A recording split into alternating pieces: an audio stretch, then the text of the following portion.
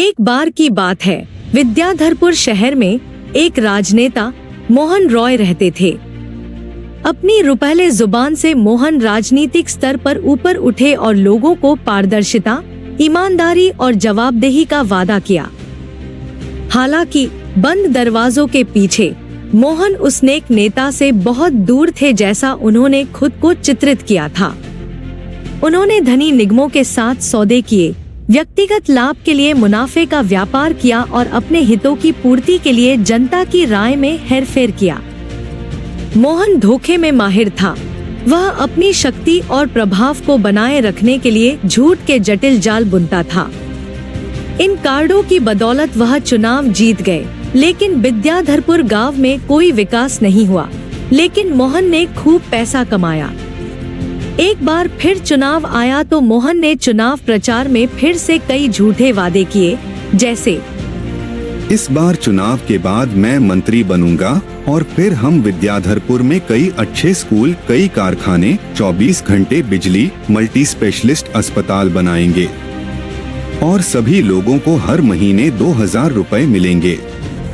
आप सभी कृपया मुझे वोट करें। 2000 रुपए के लालच में आकर लोगों ने फिर से मोहन को वोट दिया और मोहन फिर से चुनाव जीत गए।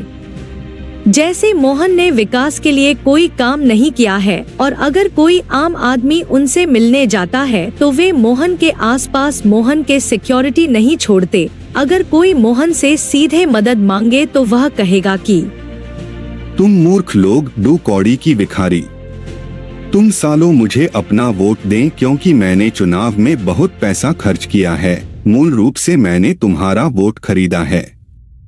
अगर मैं तुम जैसे भिखारी का मुफ्त में मदद करूंगा तो मैं अपने पैसे कैसे वसूल करूंगा? मेरे घर से निकल जाओ और कभी मदद के लिए यहाँ मत आना। अब विद्याधरपुर के लोग बहुत निराश हैं और उन्हें अपनी गलतियों का एहसास हुआ। फिर उन्होंने फैसला किया कि हम अपना वोट कभी नहीं बेचेंगे और इस बार हम एक अच्छे उम्मीदवार को वोट देंगे। 5 साल बाद फिर से चुनाव आया। तब विद्याधरपुर से राजेश नाम का एक शिक्षित लड़का मोहन के खिलाफ चुनाव में खड़ा हुआ। मोहन फिर से चुनाव प्रचार के लिए विद्याधरपुर आए और झूठे वादे किए, लेकिन इस बार किसी ने उन पर भरोसा नहीं किया और कुछ लोगों ने मोहन को जूते का माला पहनाए। तब मोहन भारी अंतर से चुनाव हार गए। चुनाव परिणाम के बाद राजेश ने विद्याधरपुर में शानदार काम किया। अब विद्याधरपुर में लोग खुश हैं।